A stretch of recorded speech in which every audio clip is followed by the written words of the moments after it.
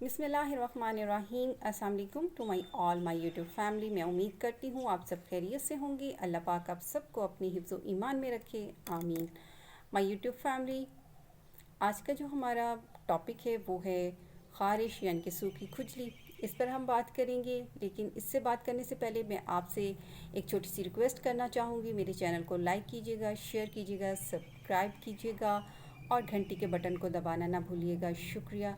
My YouTube family, आज जिस मौजू पे हम बात कर रहे हैं वो है ख़ारिश और सूखी खुजली। इस पे बात करते हैं। जैसा कि ये मर्ज़ जो होता है, बॉडी पर बहुत ही शदीद किस्म की ख़ारिश होती है। हमारी जो स्किन है और जो हमारा बॉडी का हिस्सा है ये ड्राई हो जाता है और खुरदरापन आ जाता है इसमें। अक्सर ये होता है कि खुजाते खुजाते पेशेंट जो होता है उसका चमड़ा जो है वो छिल जाता है और उसमें से ब्लीडिंग स्टार्ट हो जाती है।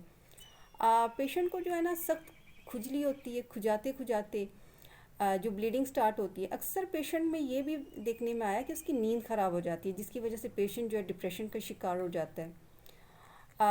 इसमें जो रीज़न बनता है उसका ये होता है कि ब्लड की जो ब्लड में इन्फेक्शन होना और डाइजेस्टिव सिस्टम जो है उसका ख़राब होना, मैला कुचैला रहना, और जो हमारा लीवर सिस्टम है वो सही से अगर अपना वर्क ना कर रहा हो तो ये भी प्रॉब्लम्स, तब भी ये कॉम्प्लिकेशंस हो सकती हैं।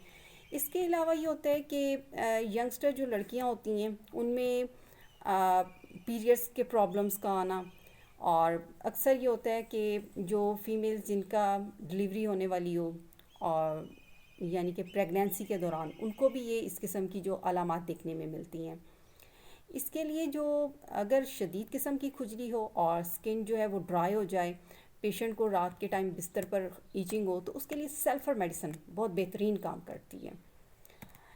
इसके अलावा खुजली के साथ अगर जलन हो और पेशेंट जो है वो सख्त वीकनेस फील कर रहा हो तो आर्सेनिकम और भी मेडिसिन है जैसे कि लाइकोपोडियम, कार्बोविज वगैरह, जो कि अपना जादुई असर रखने वाली मेडिसिन है।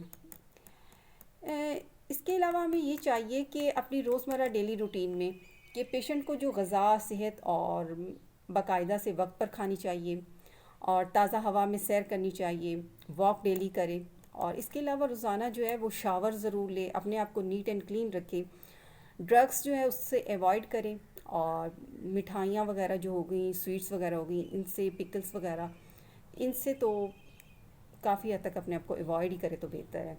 इसके अलावा अगर अपनी स्किन पर आप किसी किस्म की कोई भी मरहम या कोई क्रीम्स वगैरह यूज़ करते